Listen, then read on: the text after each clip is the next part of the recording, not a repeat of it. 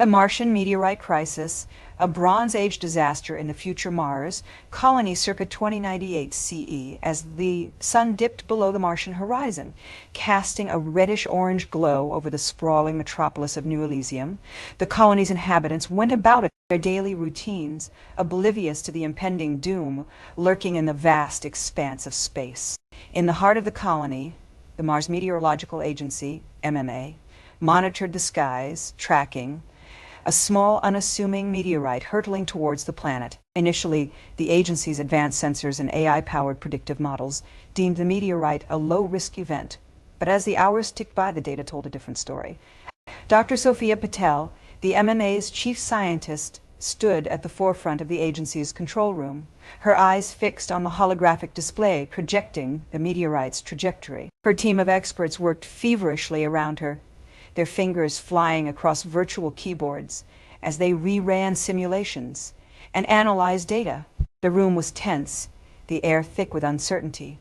As the meteorite drew closer, the MMA's sensors picked up disturbing readings. The object was larger than initially thought, and its composition was unlike anything seen before.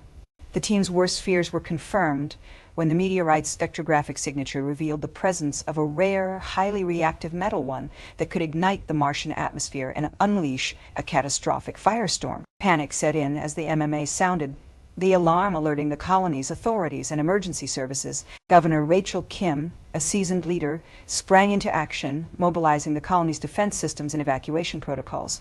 The once peaceful streets of New Elysium erupted into a flurry of activity as sirens blared and emergency responders rushed to prepare for the worst. A team of scientists from the Mars Institute of Technology MIT was hastily assembled to develop a plan to deflect or destroy the meteorite. Led by the brilliant and unorthodox Dr. Liam Chen, the team worked around the clock, poring over theories and simulations as they raced against time. Meanwhile, the citizens of New Elysium scrambled to gather their belongings, while others rushed to secure their homes and businesses. The once clear skies were now filled with the roar of evacuation ships as those who could afford it fled the planet in search of safety. As the meteorite drew closer, the MMA's sensors detected a sudden, inexplicable change in its trajectory. The object was now on a collision course with the colony's main habitat module, home to over 50,000 people. The governor's worst fears were realized. The meteorite was not a natural phenomenon, but a deliberate attack engineered by an unknown entity with the intention of destroying the Mars colony. In the face of this unprecedented threat, the people of New Elysium came together, united in their determination to survive. From the governor's office to the humblest of homes, the Martian colonists stood strong, their resilience and ingenuity pitted against the fury of the meteorite. As the clock ticked down, the fate of the Mars colony hung in the balance. Would the combined efforts of the MMA, MIT, and the colony's citizens be enough to deflect the meteorite and save their home, or would the Martian meteorite crisis prove to be a disaster of catastrophic proportions, one that would forever change the course of human history? As the crimson sun ascended over the rust-hued horizon, Nova Terra, the Martian colony, awakened to a new day. In the year 2098 CE, humanity had achieved the extraordinary, a thriving settlement on the red planet. The once desolate landscape now teemed with life as over 50,000 settlers went about their daily routines. New Elysium, the colony's central hub, pulsed with energy. Towering domes, crafted from a latticework of silver and crystal, sheltered the inhabitants from the harsh Martian environment. The air was crisp and clean, recycled and replenished by the colony's advanced life support systems. As morning light crept across the city, the soft hum of hoverbikes and grav cars filled the air, ferrying residents to their destinations. At the heart of New Elysium, Unity Square thronged with activity.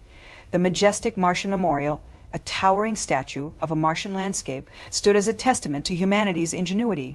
Flanking the square were the imposing structures of the Martian Senate and the Interplanetary Union's embassy, symbols of the colony's autonomy and connection to the greater interstellar community.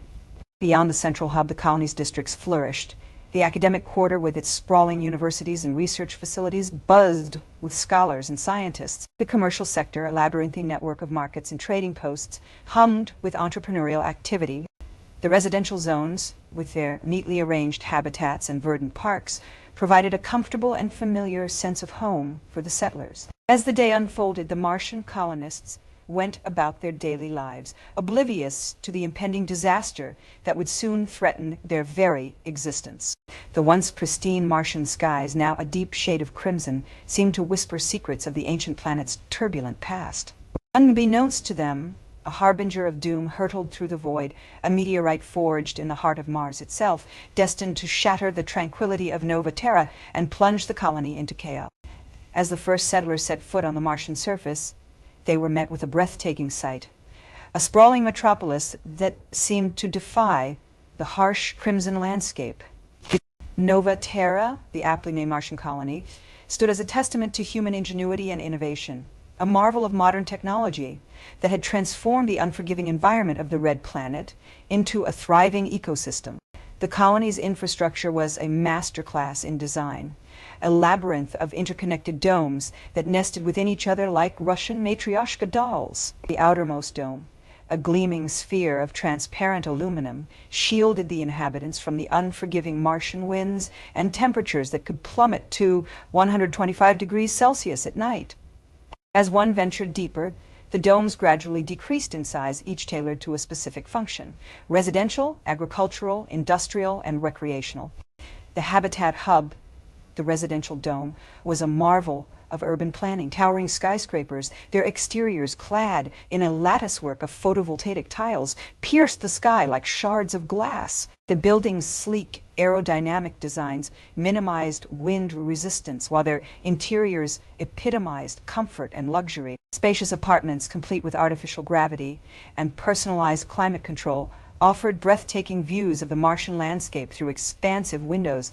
At the heart of the colony lay the agricultural dome, a verdant oasis teeming with life. Hydroponic farms where crops were nurtured in nutrient-rich solutions stretched towards the ceiling like a tapestry of emerald green. The air was thick with the scent of blooming flowers and the gentle hum of pollinator drones. In this controlled environment, the colonists could grow a diverse range of fruits, vegetables, and grains, ensuring a reliable food supply. The industrial dome pulsed with activity, its machinery and assembly lines working tirelessly to manufacture everything from medical equipment to spacecraft components. The hum of machinery, the glow of welding torches, and the whir of centrifuges created a symphony of sound that echoed through the dome. Renewable energy was the lifeblood of Nova Terra. Solar panels embedded in the outer dome's surface harnessed the Martian sun's radiation, while wind turbines strategically placed outside the colony generated power from the planet's fierce gusts. Thermal energy, tapped from the planet's core, provided a reliable backup source. The colony's energy grid, a sophisticated network of supercapacitors and power storage units, ensured a stable and efficient supply of electricity. Cutting-edge infrastructure supported every aspect of life in Nova Terra. Advanced water recycling systems, capable of extracting every last drop of moisture from wastewater and atmospheric humidity, made the colony virtually self-sufficient. A state-of-the-art transportation network comprising vacuum-sealed tunnels and hyperloops connected the various domes, allowing inhabitants to move effortlessly throughout the colony. As the Martian colonists went about their daily lives, they were surrounded by the reassuring hum of technology, the soft glow of LED lighting, and the gentle whisper of air recycling systems. Nova Terra was a beacon of hope, a shining example of humanity's ability to adapt and thrive in even the most inhospitable of environments. It was a testament to the indomitable human spirit which had transformed a barren alien landscape into a vibrant, pulsing metropolis. As the Martian colony basked in the glory of its newfound prosperity, a sense of complacency settled over the settlers. The once barren landscape was now teeming with life, as towering cities pierced the crimson sky and bustling streets hummed with activity. The colonists had worked tirelessly to create a thriving metropolis, complete with state-of-the-art infrastructure, lush parks, and vibrant cultural institutions. It was a beacon of hope, a shining example of humanity's ability to adapt and overcome even the most daunting challenges. But beneath the surface, a sinister force was stirring. Deep in the vast expanse of space, a swarm of ancient meteorites, forged in the heart of a long-dead star, hurtled towards the unsuspecting colony. These were no ordinary meteorites, they were behemoths, their massive bodies glowing with an otherworldly intensity as they pierced the Martian atmosphere. The first impact struck without warning, sending shock waves through the planet's crust. A blinding flash illuminated the darkening sky. As a colossal meteorite, its surface, etched with ancient scars, slammed into the outskirts of New Eden, the colony's capital city. The blast wave shattered windows, toppled buildings, and sent debris flying in all directions. The once pristine streets were now a scene of utter devastation, as panicked colonists stumbled through the wreckage, screaming for loved ones and crying out for help. As the dust settled, an eerie silence fell over the city. The only sound was the creaking of twisted metal and the soft moans of the injured. Then, without warning, a second impact struck, this time in the heart of the city's industrial district. Flames erupted from the wreckage of factories and warehouses as the very fabric of the colony's economy began to unravel. Panic set in as the colonists realized they were under attack from an enemy they could not defend against. The skies grew darker, as if night itself was falling prematurely, and the air was filled with the acrid smell of smoke and ozone. Sirens wailed. Emergency responders rushed to the scenes, and the once ordered society teetered on the brink of chaos. The meteorites kept coming, each impact more devastating than the last. They struck with merciless precision, targeting the colony's most vulnerable areas, its food production facilities, its water purification plants, and its communication arrays. The very foundations of the colony's existence were being ripped apart, leaving the settlers to confront the terrifying possibility of extinction. As the night wore on, the Martian landscape was transformed into a battleground with flames and smoke billowing into the sky. The once proud cities lay in ruins, their spires and towers reduced to rubble. The colonists who had once dared to dream of a new beginning on the Red Planet now cowered in fear, praying for the dawn to come and bring an end to the unrelenting onslaught. In the face of this unimaginable disaster, the Martian colony's prosperity was reduced to ashes, its people left to pick up the pieces of a shattered dream. The meteorite crisis had brought humanity to its knees, a harsh reminder that even in the most advanced of civilizations, the forces of nature remained a powerful and unforgiving foe. On a fateful day in 2098 CE, the Martian colony, a testament to human ingenuity and exploration, was ravaged by an unforeseen catastrophe. The first meteorite, a colossal behemoth dubbed the Red Scourge, hurtled towards the colony's main settlement, casting a dark shadow over the once thriving metropolis. As it pierced the Martian atmosphere, its fiery trail illuminated the rust-red landscape, a harbinger of the devastation to come. The Red Scourge, a massive chunk of extraterrestrial rock over a kilometer in diameter, struck the heart of the colony with the force of 1,000 thunderclaps. The impact sent shock waves rippling through the Martian soil, shattering the very foundations of the settlement. The once sturdy buildings, crafted from durable Martian regolith and reinforced with cutting-edge technology, crumbled like sandcastles in the face of the meteorite's unyielding fury. Entire city blocks, teeming with life mere moments before, were reduced to smoldering ruins, their steel and concrete skeletons twisted and tangled beyond recognition. The streets, once filled with the hum of activity and the chatter of colonists, were now eerily silent, save for the groans of settling rubble and the anguished cries of the survivors. The destruction was apocalyptic in scale, with towering plumes of dust and debris rising into the thin Martian atmosphere like a chorus of mournful spirits. The air was heavy with the acrid smell of smoke and ozone, as if the very fabric of the planet itself was burning. The once pristine Martian landscape, now scarred and blackened, seemed to weep tears of molten rock, as if it too mourned the loss of the vibrant community that had called it home. The human toll was staggering, with thousands of lives lost in the blink of an eye. The colonists, who had braved the unforgiving Martian environment and overcome countless challenges to build a new life on the Red Planet, were suddenly and brutally cut down. Families were torn asunder, their dreams of a brighter future on Mars reduced to nothing more than a memory lost in the rubble of their shattered homes. As the dust began to settle, the survivors stumbled through the wreckage, their faces etched with shock, grief, and desperation. They moved with a sense of purpose, driven by the hope of finding loved ones, or merely a glimmer of hope, in the midst of unimaginable devastation. The Red Scourge had left an indelible mark on the Martian colony, a grim reminder of the unforgiving power of the universe and the fragility of human existence. The very fabric of the colony society was torn asunder, leaving only questions, fears, and an uncertain future in its wake. As the Martian meteorite crisis unfolded, Governor Sophia Patel stood resolute, her usually unflappable demeanor now etched with concern. The fragile existence of the colony on the red planet seemed to be unraveling before her eyes. The initial shockwave of the impact had subsided, revealing a transformed landscape, scarred by craters, ravines, and debris fields, as if the gods had unleashed their fury upon the colony. Patel's gaze pierced through the crimson haze that hung heavy over the settlement, the usually crystal-clear skies now a deep burnt orange, as if the planet itself was bleeding. The air was thick with the acrid smell of ozone, sulfur, and smoke, a noxious cocktail that stung the eyes and lungs. Her thoughts raced with the weight of responsibility, her mind grappling with the enormity of the task ahead. The Martian colonists, a diverse group of scientists, engineers, and settlers, emerged from their habitats, their faces set with determination, yet their eyes betrayed a deep-seated fear. The harsh Martian environment, once a challenge to be overcome, had suddenly become a deadly adversary. The thin atmosphere, unforgiving temperatures, and lack of resources conspired against them. Patel's team sprang into action, mobilizing the colony's emergency response units. Medics rushed to tend to the wounded, while engineers worked feverishly to repair damaged life support systems and restore power to the crippled habitats. The governor's steady voice guided her people through the chaos, her words crackling over the comm systems. Every step forward was met with a corresponding setback.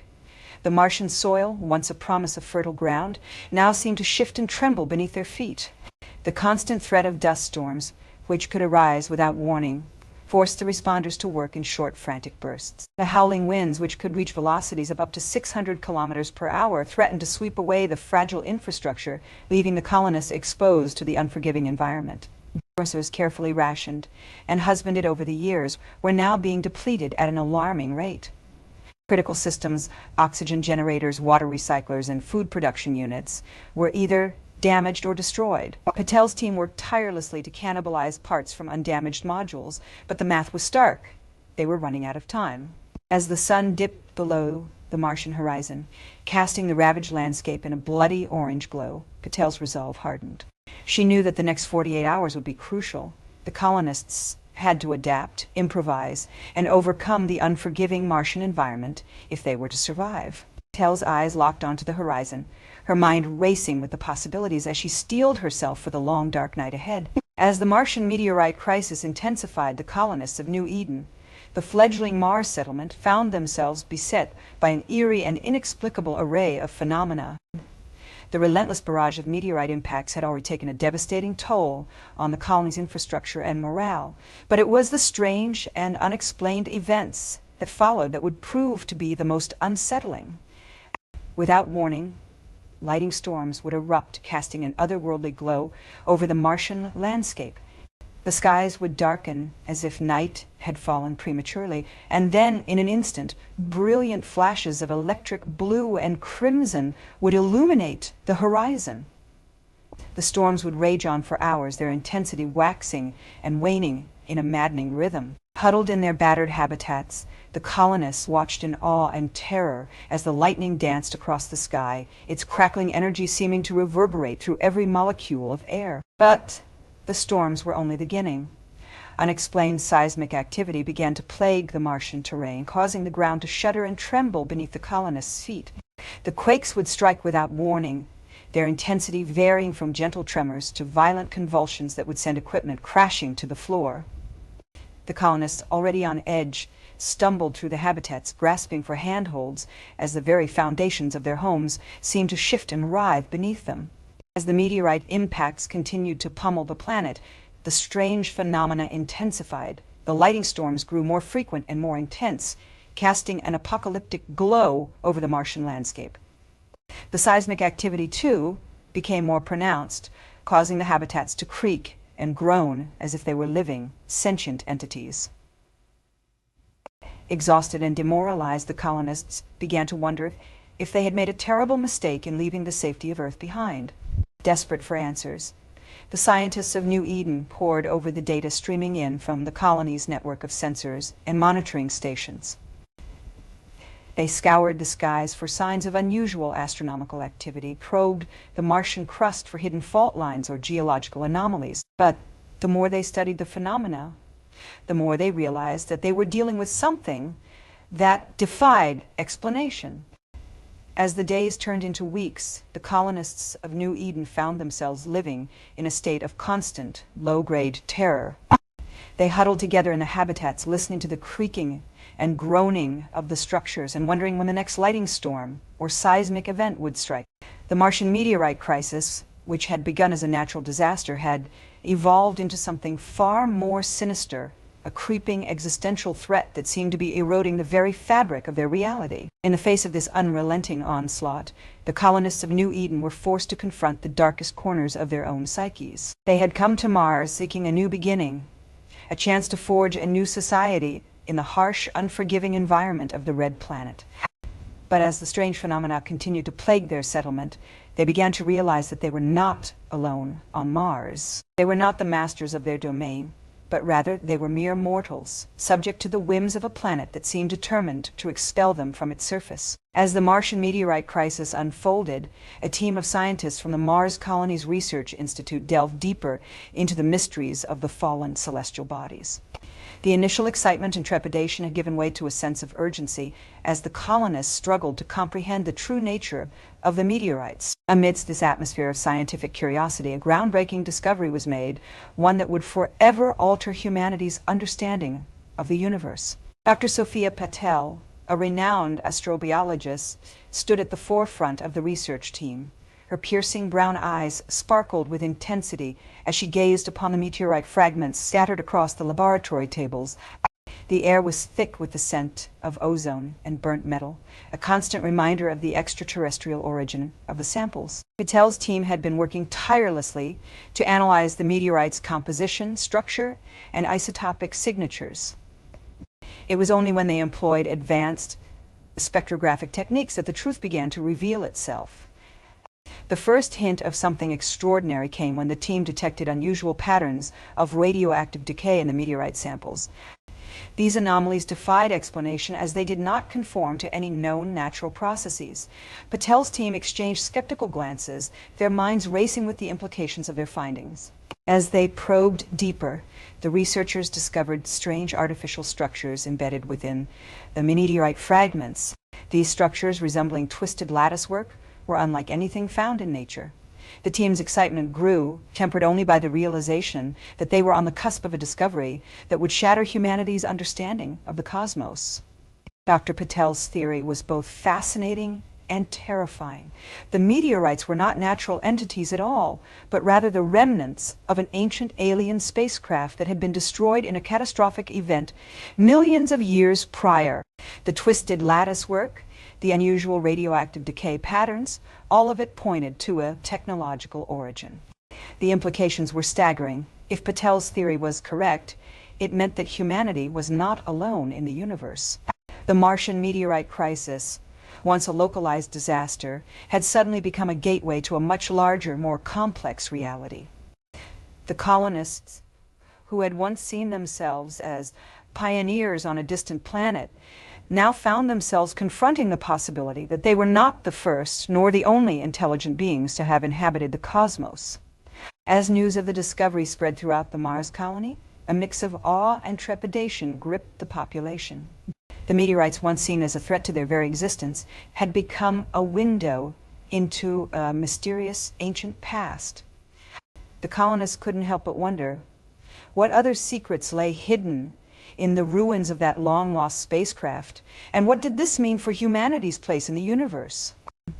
The Martian meteorite crisis had become a mere precursor to a far greater, more profound crisis, one of understanding and identity. As the Martian colonists grappled with the inexplicable events besetting their settlement, a chilling realization began to take hold. The ancient alien technology, still pulsing with an otherworldly energy, was the source of their trouble. The once barren landscape, now transformed into a thriving habitat, seemed to be turning against them. It was as if the long-dormant machinery hidden beneath the rust-red soil had awakened from its millennia-long slumber, its malevolent presence seeping into every aspect of their lives. The habitats, once pristine and welcoming, now seemed to whisper ominous warnings to the colonists as they went about their daily routines. Equipment malfunctioned, and strange, pulsating lights flickered in the darkness, casting an eerie glow over the Martian terrain. The air vibrated with an electric tension, as if the planet's atmosphere was being manipulated by some unseen force. Dr. Sophia Patel, a renowned expert in exopaleontology, stood at the forefront of the investigation. Her team of scientists working tirelessly to unravel the secrets of the alien technology. Her eyes, red-rimmed from sleepless nights, scanned the data streaming across her console as she pored over the cryptic symbols etched into the meteorite's surface. The ancient language, a puzzle that had stumped the greatest minds for centuries, was finally beginning to yield its secrets. "This is no simple artifact, Dr. Patel," exclaimed, her voice laced with a mix of excitement and trepidation. The technology is still active, influencing the environment around us. We're seeing gravitational anomalies, localized distortions in the space-time continuum. It's as if the meteorite is trying to communicate with us, or perhaps even control us. The implications were staggering. If the alien technology was indeed the source of the strange occurrences, then the colonists were facing a ticking clock. Every passing moment brought them closer to a catastrophic event, one that could potentially wipe out their entire settlement. The thought sent a shiver down the spines of even the most hardened settlers. A sense of urgency gripped the colony as teams of engineers, scientists, and technicians converged to find a solution. The usually sterile corridors of the habitats were now abuzz with activity as the colonists worked around the clock to disable the alien technology. The air was thick with the smell of sweat, coffee, and desperation, as the fate of their new home hung precariously in the balance. In the heart of the colony, a makeshift command center had been established, its walls adorned with holographic displays and data streams. Here, the leaders of the settlement, flanked by Dr. Patel, and her team pored over the available data, searching for a weakness in the alien technology's defenses. The room was a hub of activity, with technicians scrambling to implement a plan. Any plan that could halt the impending disaster.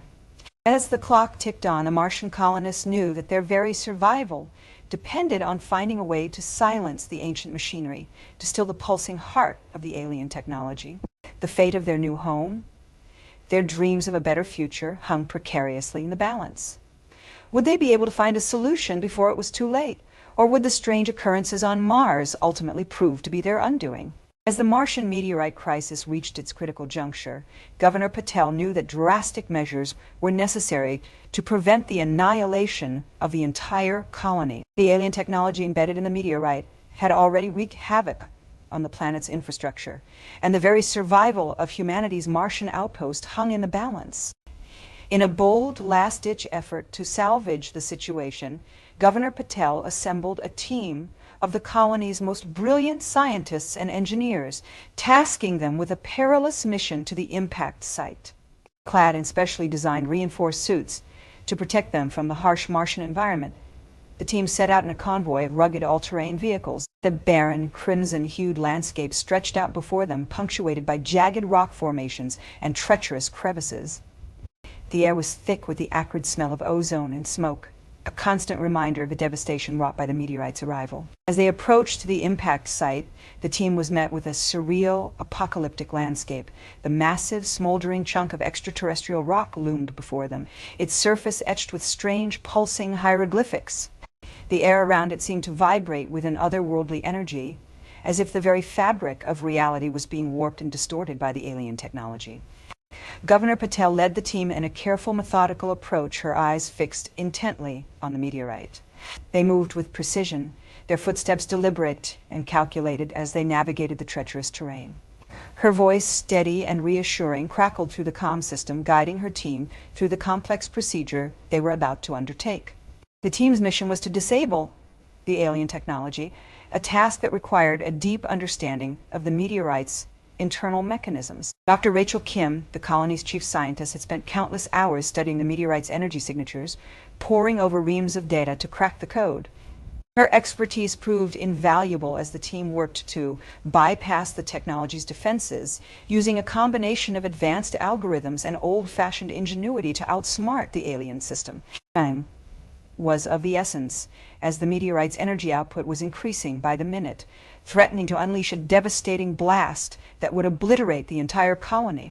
The team worked with precision, their hands moving swiftly as they fought against the clock. Governor Patel's voice provided a beacon of reassurance, guiding her team through the most critical moments of the operation. In a heart-stopping, high-stakes drama, the team finally succeeded in disabling the technology. The alien energy signature faltered and then went dark.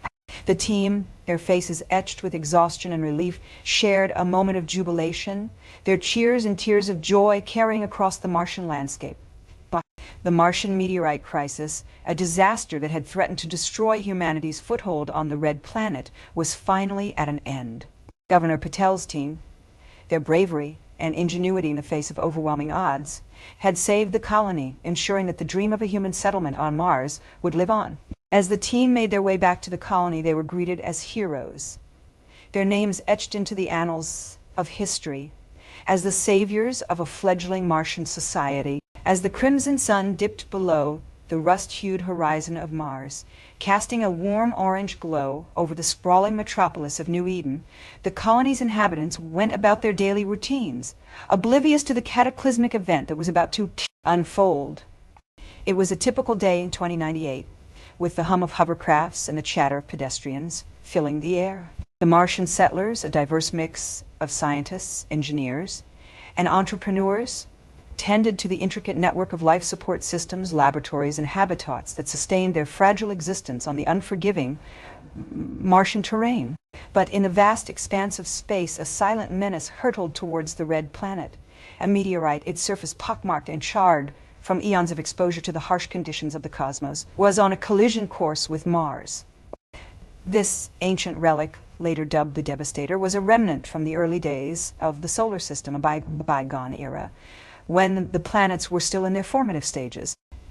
As the meteorite pierced the Martian atmosphere, it released a blinding flash of light, illuminating the darkening landscape like a celestial beacon. The shock wave generated by its entry sent tremors through the Martian crust, causing very foundations of New Eden to shudder and tremble. The once clear skies turned a deep, foreboding gray, as if the heavens themselves were mourning the impending doom. The first signs of trouble came in the form of minor earthquakes, which sent the colony's seismologists scrambling to analyze the data. But it was not until the meteorite's impact, which sent a massive plume of debris and dust into the atmosphere, that the true extent of the disaster became apparent. The blast wave shattered windows, crumpled buildings, and sent the inhabitants of New Eden running for cover. In the aftermath, the Martian colonists surveyed the devastation. The once pristine habitats were now shrouded in a thick, impenetrable haze, making it difficult to breathe, let alone venture outside. The life support systems, meticulously designed to sustain the delicate balance of the Martian ecosystem, were on the brink of collapse. As news of the disaster spread throughout the solar system, the people of Earth were left reeling in shock. The Martian meteorite crisis marked a pivotal moment in human history, a turning point in humanity's understanding of the universe and its place within it. The realization that even the most advanced technology and careful planning could not protect against the unpredictable forces of nature sent a collective shiver down the spines of humanity. In the face of this unprecedented disaster, the Martian colonists were forced to confront the harsh realities of their existence. They had ventured into the unknown, driven by a sense of wonder and discovery, but had they truly understood the risks involved? The crisis served as a stark reminder of the fragility of human life and the importance of humility in the face of the universe's unfathomable power. As the dust settled, the people of New Eden began the long, arduous process of rebuilding and recovery. The crisis had brought humanity to the brink of disaster, but it also sparked a new era of cooperation and innovation. With their newfound appreciation for the unpredictability of the universe, the Martian colonists set out to create a more resilient, sustainable, and harmonious relationship with the planet they called home. In the end, the Martian meteorite crisis would be remembered as a transformative event, one that marked a shift in humanity's understanding of its place in the universe. It was a poignant reminder that, despite our greatest achievements, we remain mere mortals, subject to the whims of the cosmos. And yet it was also a testament to the indomitable human spirit, which, even in the face of catastrophe, could find a way to